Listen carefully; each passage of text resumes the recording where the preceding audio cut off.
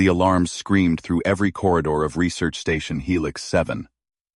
Director Vex Thor's 4 eyes widened as the security feed showed nothing but static from Containment Bay 12. The Zarathian Predator, classified as extinction-level dangerous, had vanished from a cell designed to hold a small starship. "Seal all exits," Vex Thor barked into the comm system.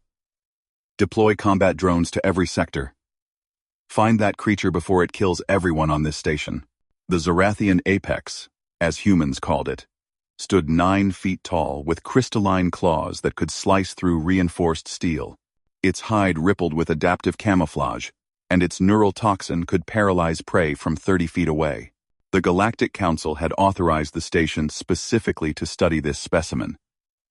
The last of its kind, from a world consumed by stellar collapse. Security Chief Groundsman assembled his armed team in the main hub. 23 different species served on Helix 7, but none had experience hunting something this lethal.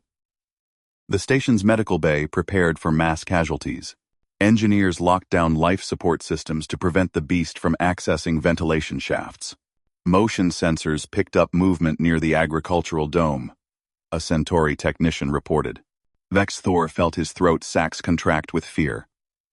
The agricultural dome, where the human groundsman worked alone among the crop systems. Humans were the newest species to join the Council, barely a decade into interstellar relations.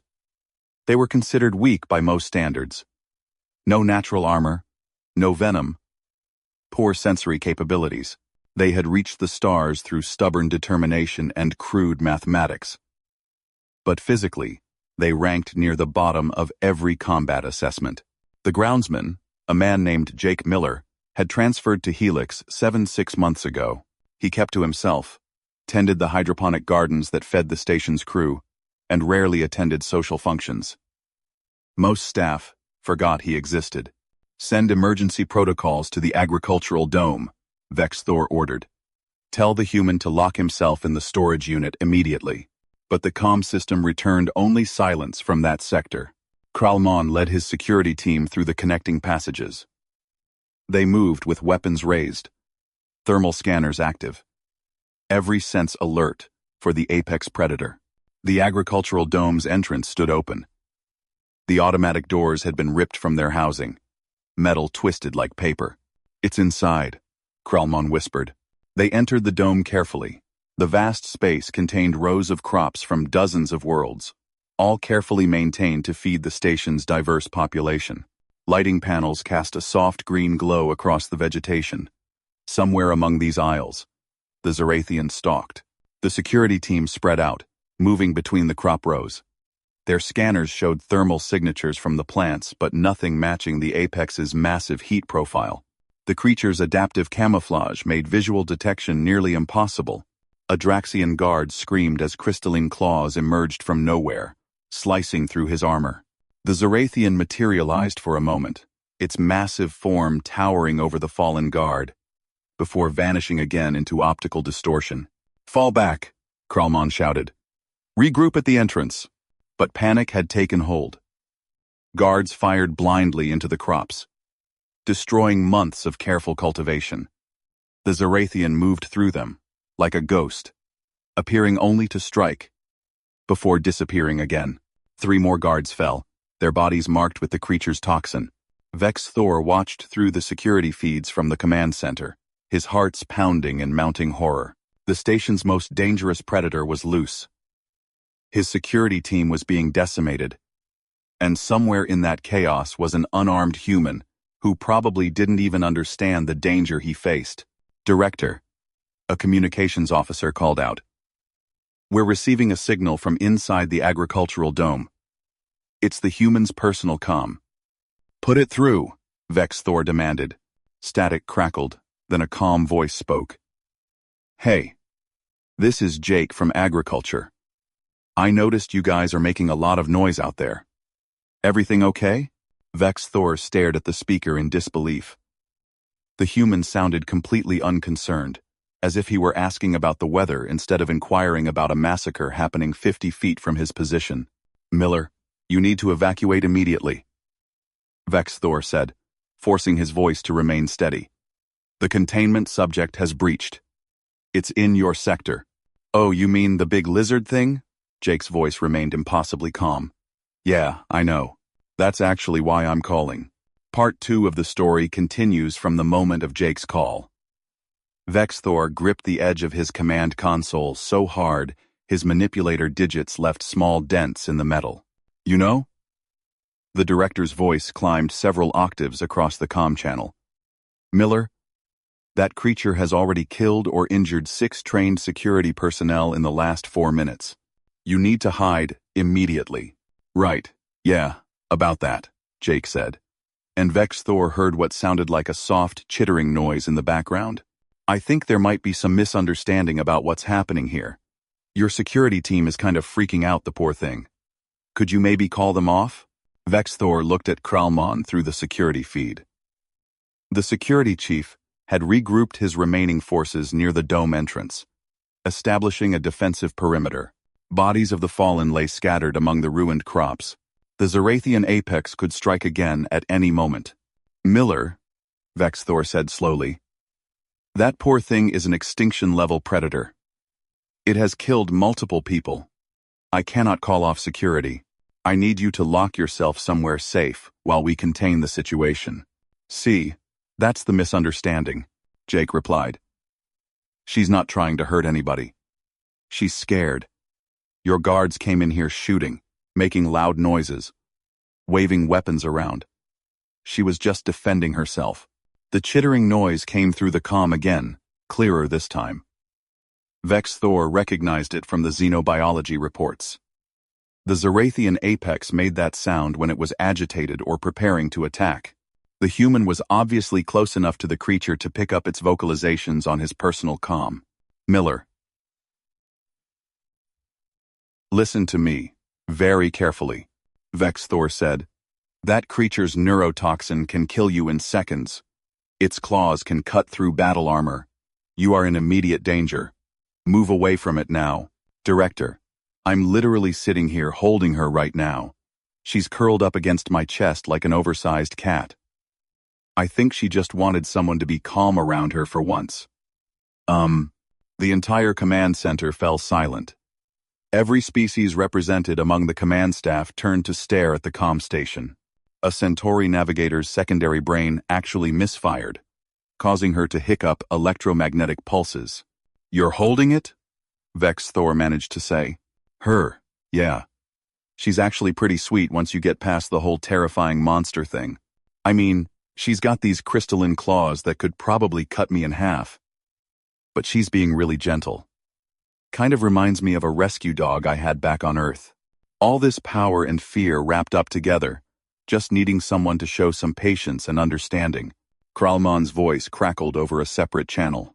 Director, should we storm the agricultural processing area? We still have flash charges that might stun the creature long enough to re-establish containment. Hold position, Vexthor ordered. He returned his attention to Jake's channel. Miller, I need visual confirmation of what you're describing. Can you activate your comms video feed? Sure. Hang on. The main display screen flickered, then resolved into an image that made every being in the command center question their understanding of predator behavior. The camera showed Jake Miller sitting on the floor of the agricultural dome's maintenance area, his back against a support pillar. The Zarathian apex, the galaxy's most feared surviving predator, had indeed curled its massive form against the human's chest. Its head, easily the size of Jake's entire torso, rested in his lap. One of Jake's hands rested gently on the creature's neck, stroking the adaptive scales that had gone completely transparent, showing the creature's actual coloring for the first time since its capture. The apex's eyes, usually blazing with aggressive territorial fire, had half closed in what xenobiologists would later identify as a relaxed state. The chittering sounds it made had changed in pitch, becoming almost melodic. How is this possible? Vexthor whispered. Jake looked up at the camera. He appeared completely at ease, as if sitting with a galaxy-class killing machine was just another day at work. I've been visiting her at night for about 3 months now, ever since I realized she wasn't sleeping properly. The containment bay is all metal, and bright lights, and constant surveillance. No creature can rest properly in that environment. You've been visiting the apex? Vex Thor felt his voice rising again. How did you access containment? Those bays require level 9 security clearance. Yeah, about that, Jake said with an apologetic shrug. The maintenance tunnels run right under the containment level. There's a service hatch in Bay 12 for the environmental system repairs. I just climbed up through there after my shifts. Figured nobody would notice one groundsman moving around during night cycles. Quote, You violated containment protocols for 3 months, Vex Thor said, though his anger was rapidly being replaced by baffled fascination. Why would you take such a risk? Why? Jake's hand continued its gentle stroking motion along the apex's neck. The creature made a low rumbling sound that the station's audio sensors had never recorded before. Because she was suffering. I've worked with animals my whole life, Director. I grew up on a farm with cattle, horses, dogs, cats, even raised a wolf cub once that had been abandoned. I know what a stressed animal looks like. And she was showing every sign.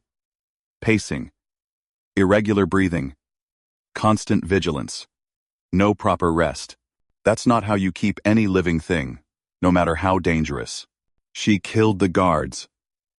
Kralman interjected over the comm. She's a killer.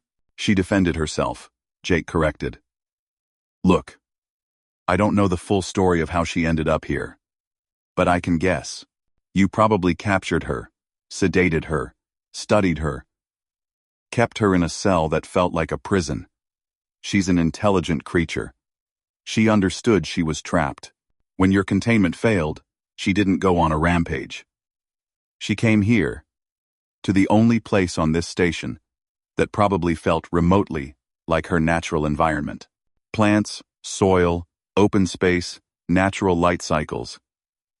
She was looking for comfort, not prey. Vex Thor reviewed the security logs rapidly. Jake was correct. The apex had moved directly from Containment Bay 12 to the agricultural dome, ignoring multiple opportunities to access populated areas of the station. It had only attacked when security forces had entered the dome with weapons active. The guards who were injured, Jake continued, they came in shooting. Put yourself in her position. You're scared, confused, trapped in an alien environment, and suddenly creatures with weapons are trying to hurt you. Of course, she fought back. But look at her now. Nobody's threatening her. Nobody's treating her like a monster. And she's completely calm. A xenobiologist on Vex's Thor's staff pulled up the Apex's bio readings from the containment bay's last recorded data. Director. The creature's cortisol analogs were at critical levels for weeks. It was under severe psychological stress. By our standards, it should have gone into cardiac failure. Jake nodded when this information was relayed to him. That's what I thought, so I started spending time with her. Just sitting nearby at first, letting her get used to my presence. Talking to her, quietly. Bringing her food that wasn't the processed nutrition blocks you guys were feeding her. Turns out she really likes those blue melons from the Andros system. After a few weeks, she started approaching me. Then, one night, she just kind of flopped down next to me and fell asleep. Real sleep, not that half-awake vigilant state. She trusted me. But how? A Centauri navigator asked from her station. Humans have no natural defenses. You should have been her easiest prey, Jake smiled. That's exactly why she trusted me. I wasn't a threat. Every other species on this station is stronger, faster, better armed than humans naturally are. You all approach dangerous situations with confidence because you've got biological advantages. But humans? We're soft and slow and weak by galactic standards. We survive by being smart and adaptable and patient. When I approached her, I wasn't radiating predator confidence or territorial aggression. I was just another vulnerable creature trying to make it through the day. She recognized that. The Zorathian apex stirred slightly, raising its head to look at Jake. For a moment, Vex Thor tensed, expecting violence. But the creature simply pressed its massive snout against Jake's shoulder in what could only be described as affection before settling back down. "She's been trying to tell you all along that she didn't want to be a prisoner," Jake said. "She just needed someone to listen. Animals communicate constantly. They're just not using words. Her body language, her sounds, her behaviors, they were all screaming that she was miserable. I learned to read animal communication working on my family's farm. You learn real fast that a scared horse can kill you just as easily as an angry one, so you better figure out how to understand what they're feeling." Vex Thor made a decision that would later be analyzed and debated throughout the Galactic Council for years. Kralmon. Have your security team stand down and withdraw from the agricultural dome. Keep the perimeter secure, but do not engage unless the situation changes. Miller. Can the Apex be relocated peacefully? Part 3 explores the aftermath of Jake's unprecedented connection with the most dangerous creature on the station. Vex Thor watched through multiple camera feeds as Jake slowly stood up, the massive Zarathian apex rising with him in one fluid motion. The creature stood nearly twice the human's height, its crystalline claws gleaming in the agricultural dome's artificial sunlight. "Where do you want her?" Jake asked, keeping one hand resting lightly on the apex's shoulder. Vex Thor consulted with his senior staff in rapid whispers. The containment bay was clearly inadequate, and returning the creature there would likely trigger another violent episode. But allowing it to roam free on the station was unthinkable from a safety standpoint. "Can you bring her to Containment Bay 17? Vex Thor finally said. "It's the largest bay we have, originally designed for a Keltharian migration pod. It has natural substrate, variable lighting, and enough space for her to move around properly." "That sounds better," Jake agreed. "Come on, girl. Let's get you somewhere more comfortable." The command center staff watched in stunned silence as the human walked calmly through the agricultural dome with the apex following closely at his side. The creature moved with liquid grace, her adaptive camouflage shifting to match the surroundings as they walked. Security personnel backed away quickly as Jake led the apex through the corridors toward the containment level. "This is against every protocol," Kralmon muttered, though he made no move to intervene. "Protocols that clearly weren't working," Vex Thor replied. "The containment breach happened under our standard procedures. This human has achieved what our entire security infrastructure could not. I want to understand how." "Before I dismiss it," Jake's voice came over the comm again. "Director, when we get to the new bay, I'm going to need some things. Real soil. Not the synthetic substrate you've been using. Some of those climbing structures they use in the recreation areas. Water features. Maybe a small pool. And please adjust the lighting to match a natural day-night cycle. She needs environmental enrichment, not a sterile box." "You're talking about a containment facility like it's a habitat," Vex Thor said. "Because that's what it should be," Jake replied. "Look, I get that you're studying her for science or whatever, but she's still a living being with emotional needs. You can't just lock any creature in a bare cell and expect it to thrive. Even humans go crazy in solitary confinement. And we're supposedly intelligent enough to understand why we're being held. Imagine what it's like for her." A Draxian xenobiologist pulled up research files on her console. "The human makes a valid point, Director. Our containment protocols were designed around security and observation efficiency, not the psychological well-being of the specimens. We've documented stress behaviors in several subjects, but we attributed them to adaptation challenges, rather than environmental inadequacy." Jake and the Apex reached Containment Bay 17 without incident. The bay stood empty, a vast circular space with a domed ceiling that could project various atmospheric conditions. It had been designed to house a colony of Keltharian sky whales during their seasonal migration, but the research project had been cancelled years ago due to funding issues. "This will work," Jake said, looking around the space. "It's got good bones. She'll feel less trapped in here." Vexus Thor authorized emergency resource allocation to modify the containment bay according to Jake's specifications. Within hours, engineering teams had installed a substrate bed of real soil imported from the station's agricultural reserves. They constructed climbing platforms from natural materials, installed a water circulation system that created a small pond with a gentle waterfall, and programmed the lighting to mimic the day-night cycle of the Apex's homeworld, based on archived data. Jake stayed with the Apex throughout the entire process, talking to her quietly, keeping her calm while strange beings moved around installing equipment. The creature remained peaceful, though she tracked every movement with alert eyes. Whenever she seemed agitated, Jake would place his hand on her neck and speak softly, and she would settle again. "I've never seen anything like this," a Centauri behavioral specialist commented. "Cross-species bonding is rare enough between similar evolutionary paths, but between an apex predator and prey species? The statistical improbability is staggering.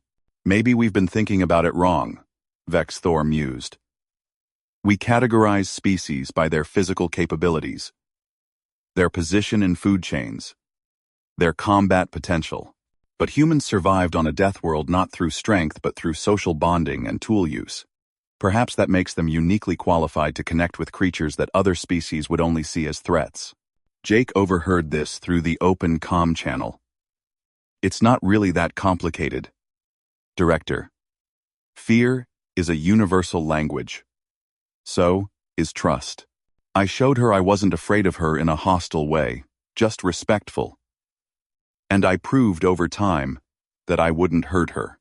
That's the foundation of any relationship, whether it's between humans, between species, or between a human and whatever she is. You treat others how you'd want to be treated. It's pretty basic stuff. Basic for humans, perhaps," Vex Thor said. "Most species in the galaxy maintain strict hierarchies based on strength and dominance. The concept of showing vulnerability to gain trust is foreign to many of our cultures. Well, maybe that's why you guys have so much trouble with containment breaches," Jake said with a slight smile. "You're trying to dominate creatures instead of understanding them. Dominance requires constant enforcement. Trust, once established, maintains itself." The modifications to Containment Bay 17 were completed by the end of the station's day cycle. Jake led the Apex inside, and the creature immediately began exploring her new environment.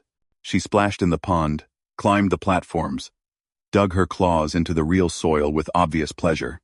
For the first time since her capture, the Zerathian Apex displayed behaviors that matched the field observations from her homeworld before its destruction. "Her stress markers are dropping rapidly," the xenobiologist reported. "Cortisol analogs down 40% in just the first hour. Neurological scans show increased theta wave activity consistent with relaxation responses." Jake sat down near the pond, and the Apex immediately came over to curl up beside him, her massive head once again resting in his lap. She just needed to feel safe. "Signside," Jake said quietly. "Every creature does, no matter how dangerous they might be to others." Vex Thor made another decision that would have repercussions throughout the station. "Miller, I'm reassigning you from agricultural duties. As of now, you're the Apex's primary handler.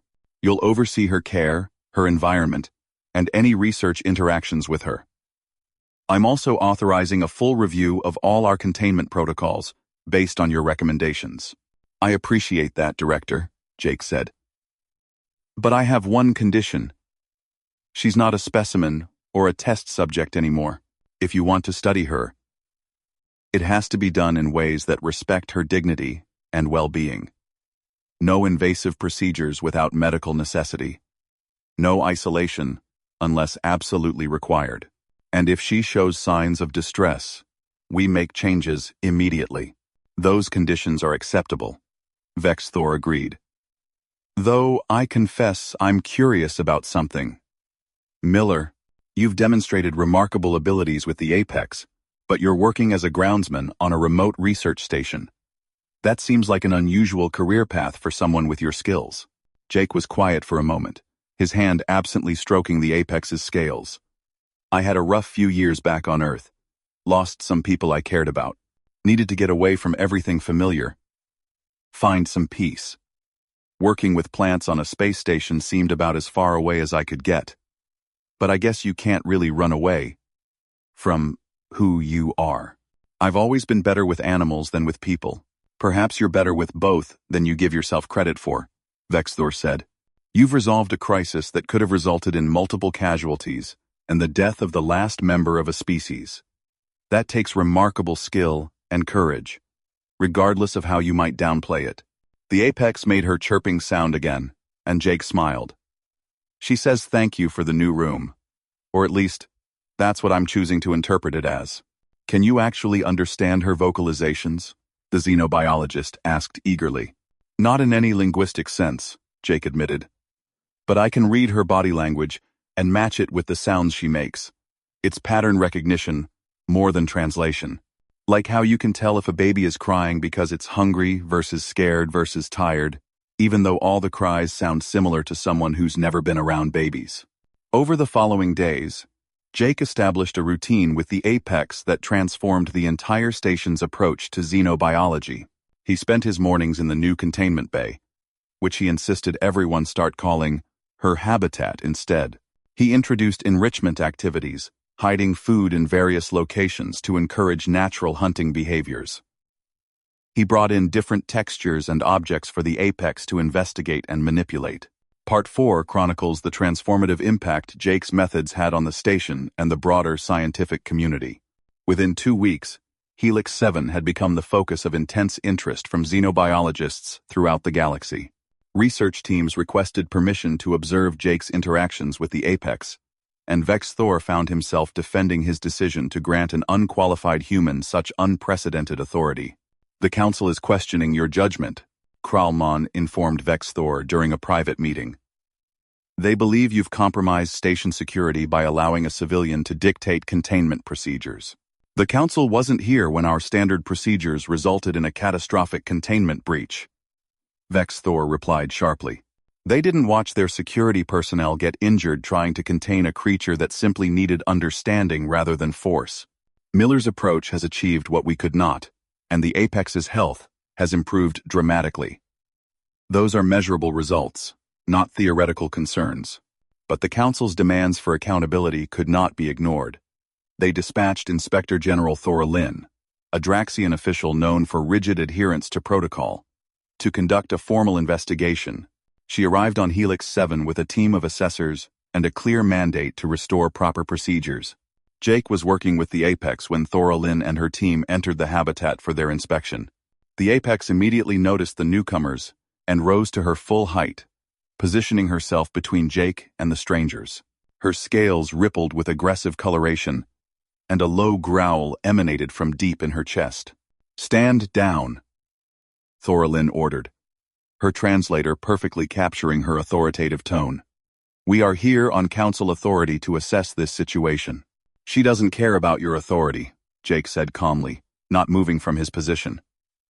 "You just walked into her space without introduction, acting like you own the place. That's threatening behavior from her perspective. How about we try this again, but with some basic courtesy?" Thorlin's expression suggested she was not accustomed to being lectured on courtesy by a human groundsman. "I do not require permission to inspect a containment facility on a Council-operated research station." "Maybe not legally," Jake agreed. "But you do need permission to enter her home, without getting someone hurt. She's protective of this space now. It's the first place she's felt safe since you all captured her. So unless you want another incident report to file, I suggest you back out slowly and let me introduce you properly." The Apex's growl intensified, and one of Thorlin's assessors reached for a stun device on his belt. The movement triggered an immediate response from the Apex. She lunged forward, placing herself fully between Jake and the perceived threat. Her crystalline claws extended, and toxin sacs visibly swelling along her neck ridges. "Nobody move," Jake said firmly. He placed his hand on the Apex's flank, feeling the tension in her muscles. "Hey girl, it's okay. They're not going to hurt us. I know they look threatening, but they're just scared and confused, like you were when you first got here." We're going to give them the same patience we'd want for ourselves, right? The apex held her aggressive posture for several long seconds, while Jake continued speaking softly. Gradually, her scales began to shift back toward neutral coloration. The toxin sacs receded slightly. She remained between Jake and the visitors but no longer appeared ready to attack. Now then, Jake said, looking at Thoralin. If you could all please step back outside the habitat entrance. I'll bring her over for introductions in a way that won't trigger her defensive instincts. Thoralin looked as though she wanted to argue, but the Apex's earlier display had clearly affected her team. They retreated to the entrance, and Jake slowly walked the Apex over, keeping up a constant stream of calm conversation. When they reached the entrance, he had the Apex sit, then gestured for Thoralin to approach. Hold your hand out. Palm up, Jake instructed. Move slowly. Let her sniff you and get used to your presence. Don't make direct eye contact yet. That's aggressive in her body language. Thoralin hesitantly extended her hand. The Apex leaned forward, her massive head dwarfing the Inspector General's entire body, and sniffed carefully. After a moment, she made a soft chirping sound and withdrew slightly, no longer showing signs of aggression. There we go, Jake said. Now she knows you're not an immediate threat. You can look at her directly now, but keep your body language relaxed. She reads tension really well. Over the next hour, Jake walked Thoralin and her team through the habitat, explaining every modification he had made and the reasoning behind each change. He showed them the enrichment activities, the feeding protocols, the exercise routines he had established. Throughout the tour, the Apex followed them calmly, occasionally approaching team members to investigate them with curious sniffs. This is highly irregular, Thoralin said, though her tone had lost some of its edge. You have no formal training in xenobiology or behavioral science.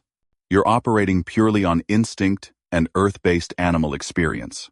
You're right, Jake acknowledged. I don't have any fancy degrees or official credentials. What I do have is 30 years of working with animals that could kill me if I misread their signals or pushed them too hard. I've been kicked by horses, bitten by dogs, charged by bulls, and scratched by more barn cats than I can count. Every one of those experiences taught me something about reading behavior, respecting boundaries, and building trust. Turns out those lessons apply pretty universally, regardless of what planet the animal comes from. One of Thoralin's assessors, a younger Centauri scientist named Pelkor, pulled up data on his portable console. Inspector General, the medical scans are remarkable. The Apex's overall health has improved significantly since Miller took over her care.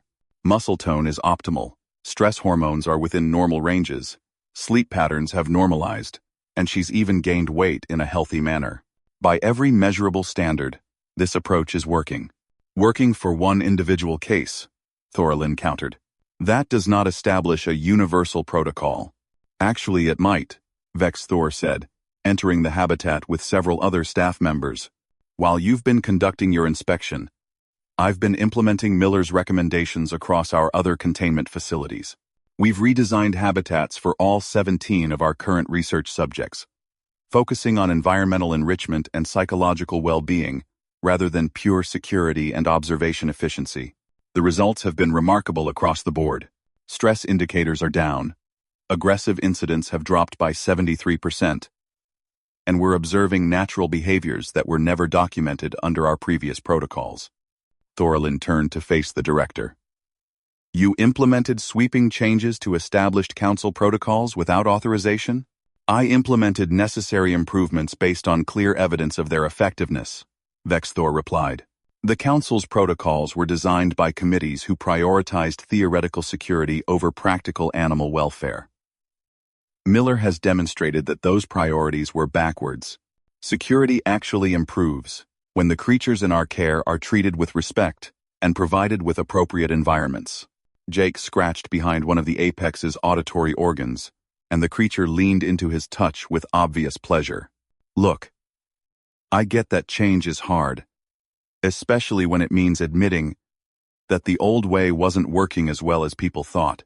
But science is supposed to adapt when new information becomes available, right? Well, here's your new information.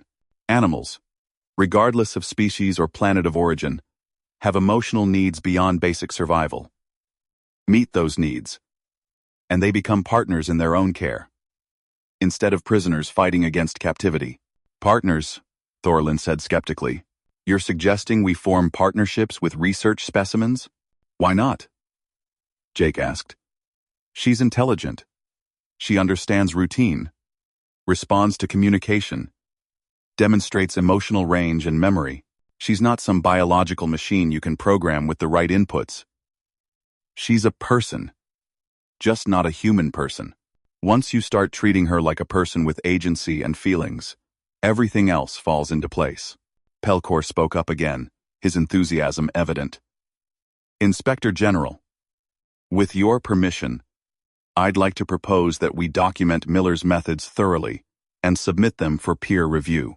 This could revolutionize how we approach xenobiology throughout the Council. We've been so focused on studying alien life that we forgot how to actually care for it. Part 5 examines the far-reaching consequences of Jake's approach and the unlikely bond between human and apex predator. 3 months after the initial containment breach, Helix 7 had become the premier facility for xenobiological research in the sector.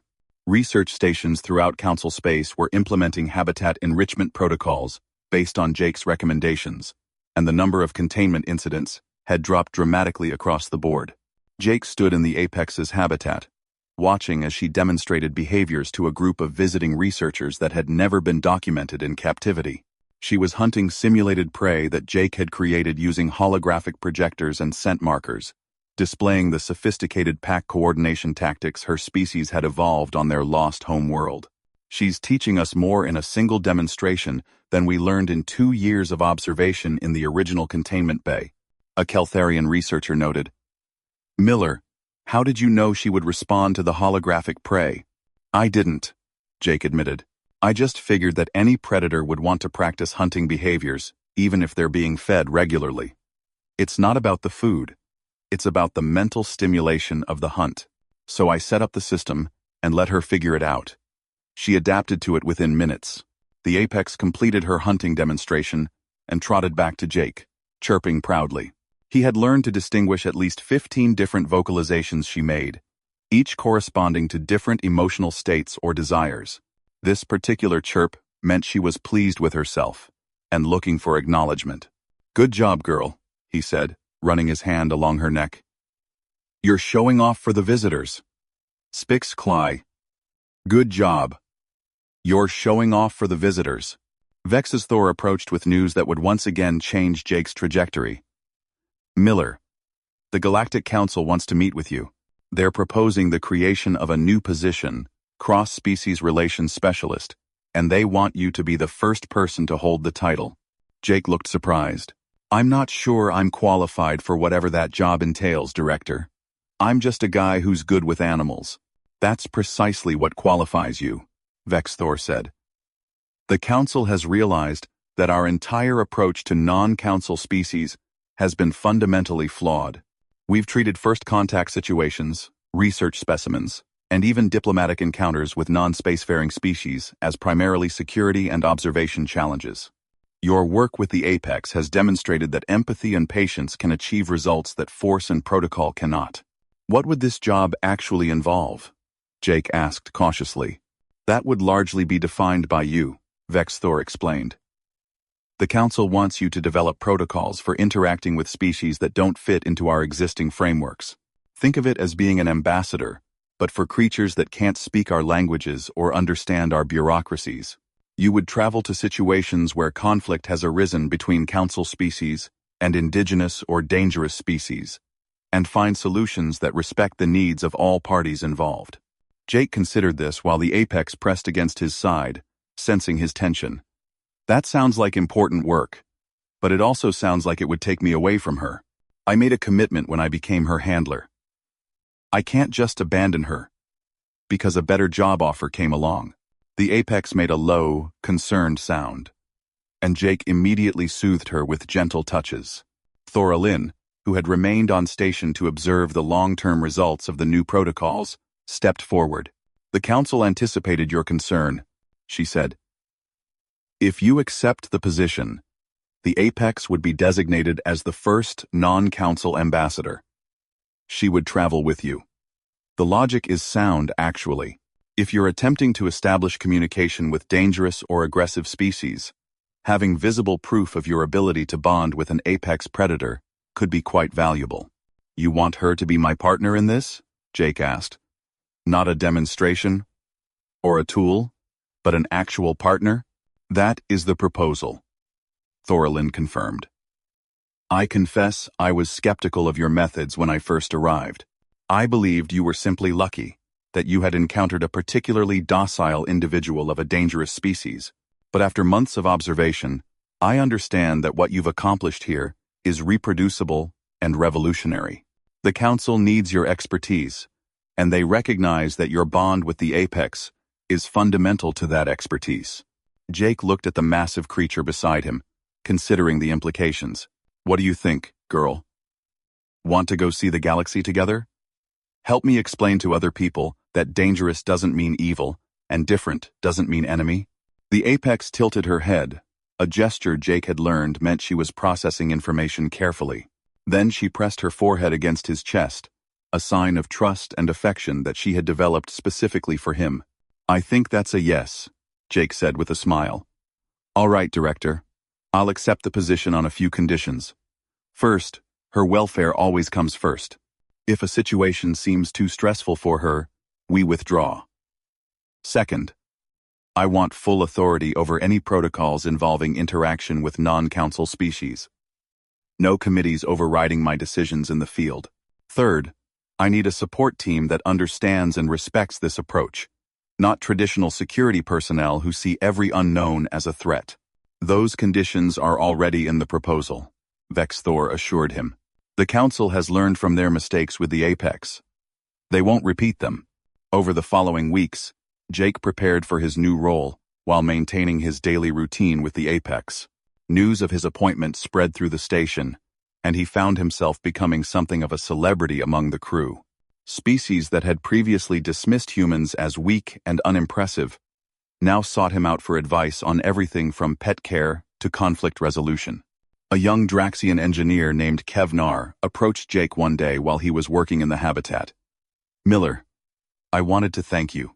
I have a bond companion from my home world, a scaled hunter that has been showing signs of distress since I brought it to the station. I read the protocols you developed, and I modified its habitat accordingly. The improvement has been dramatic. I had forgotten that my companion is not a possession, but a partner with its own needs. I had Duman. I had Beavid as it. I'm glad I could help, Jake said. Animals are remarkably forgiving if you're willing to listen to what they're telling you and make changes based on that feedback.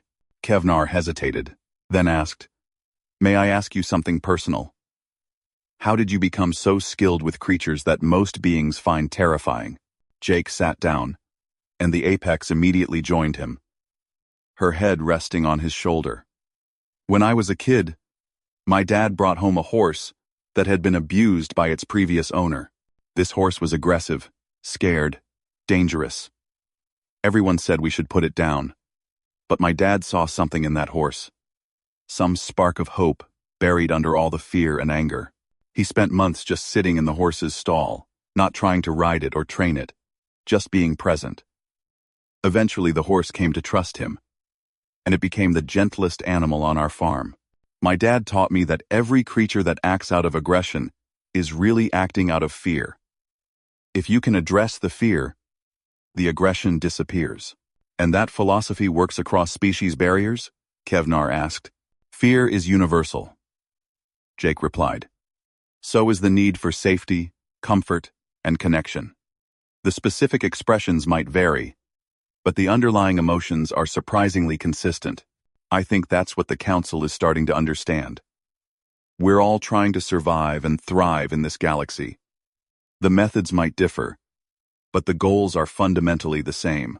The day finally came for Jake and the Apex to depart Helix 7 for their first assignment. The Council had received reports of aggressive wildlife on a newly surveyed planet that was interfering with potential colonization efforts. Traditional security forces had failed to establish a safe perimeter, resulting in multiple casualties and the creatures only becoming more aggressive in response to perceived threats. Jake stood in the transport bay with the Apex beside him, surrounded by well-wishers and colleagues who had come to see them off. Vex Thor approached with a small data chip. This contains all the information we have about the situation. The creatures in question are semi-aquatic, highly territorial, and have proven resistant to all non-lethal deterrents attempted so far. The colonization team is requesting permission to eliminate the creatures as a threat. That's not going to happen, Jake said firmly. There's always a solution that doesn't involve killing. Sometimes it just takes longer to find it than people want to wait. I believe you'll find a way, Vex Thor said. You've already accomplished what many thought impossible. The Apex was considered irredeemably dangerous, a creature that could only be contained through force. If you can facilitate that kind of transformation, you can certainly find a path forward with territorial wildlife. Jake boarded the transport with the Apex, settling into a cargo bay that had been modified to accommodate her size and needs. As the ship powered up for departure, he reflected on how drastically his life had changed in such a short time. He had come to Helix 7 looking for isolation and escape from painful memories. Instead, he had found purpose and partnership with a creature that should have been his death. The Apex made her chirping sound, pulling Jake from his thoughts. She was looking out the viewport at the stars, her expression as close to wonder as her alien features could display. Jake smiled and placed his hand on her neck. New adventures ahead of us, girl. New species to understand. New problems to solve. New friendships to make. Think we're ready for all that? The Apex turned to look at him, and in her eyes, Jake saw trust, intelligence, and something that looked remarkably like determination. She pressed her forehead to his chest in their shared gesture of affection and partnership. As the transport jumped to faster-than-light travel, carrying them toward their first assignment, Jake felt a sense of peace he hadn't experienced in years. He had learned an important truth during his time on Helix 7. One that he would carry forward into every future challenge.